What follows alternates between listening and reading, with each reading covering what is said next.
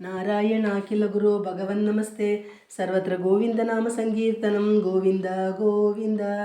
सद्गुरुनाथ महाराज की जय श्रीमन्नारायणीयम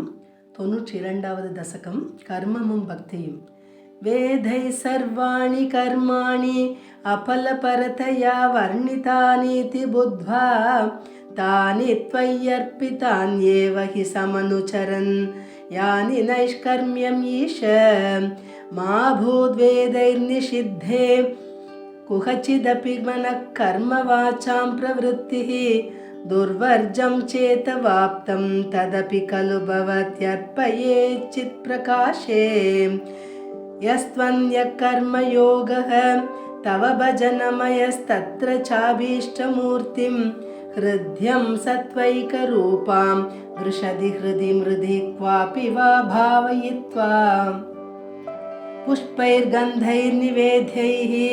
अपि च विरचितैः शक्तितो भक्तिपूतैः नित्यं वर्यां सपर्यां विदधदै विभो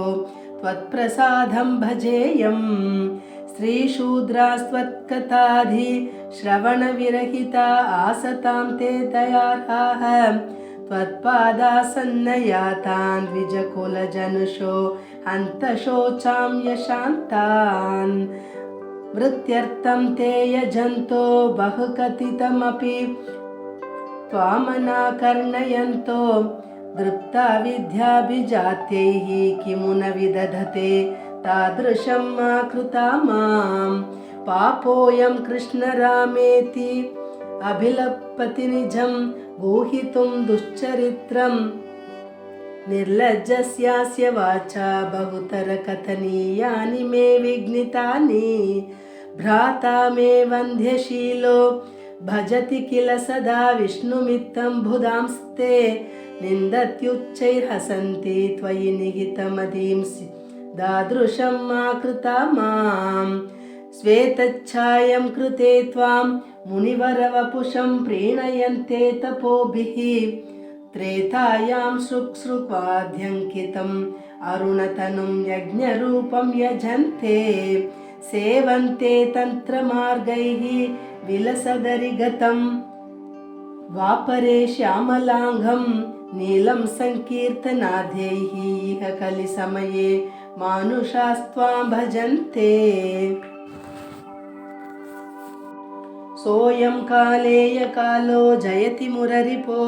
यत्र संकीर्तनाद्यैः निर्यत्नैरेव मार्गैः अखिलधनचिरात् त्वत्प्रसादं भजन्ते जातास्त्रेता कृताथो अपि हि किल खलौ सम्भवं कामयन्ते दैवा तत्रैव जातान् विषयविषरसैः मा विभो वञ्चयास्मान् भक्तास्तावत् कलौ स्युः द्रमिलभुवि ततो भूरिशस्तत्र शोचैः कावेरीं ताम्रपर्णीम् अनुकिल कृतमालां च पुण्यां प्रतीचीं हा मामभ्येतदन्तर्भवमपि च विभो किञ्चिदञ्चत्र संत्वयि आशापाशैर्निबध्य भ्रमयन भगवन् पूरयत्वन्निषेवां दृष्ट्वा धर्मद्रुहं तं कलिमपकरुणं प्राङ्महीक्षित् परीक्षित् हन्तुं व्याकृष्टखड्गोऽपि न विनिहितवान् सारवेधी गुणांशात् त्वत्सेवाद्याशु सिद्धेत् असतिह न तथा त्वत्परे चैष वीरुः यत्तु प्रागेव रोगादिभिः अपहरते तत्र हा शिक्षयैनम्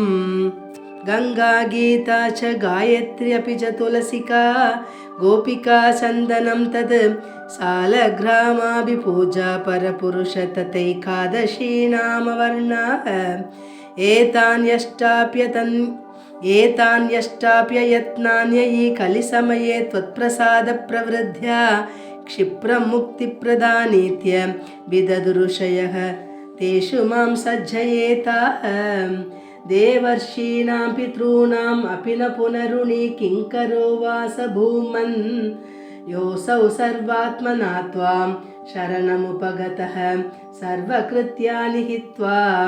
तस्योत्पन्नं विकर्माण्यखिलमवनुदस्येव चित्तस्थितस्वं तन्मे पापोततापान् पवनपुरपतेरुन्धि भक्तिं प्रणीयाः नारायणाखिल गुरो भगवन् नमस्ते सर्वत्र गोविन्द नाम संकीर्तनं गोविन्द गोविन्द।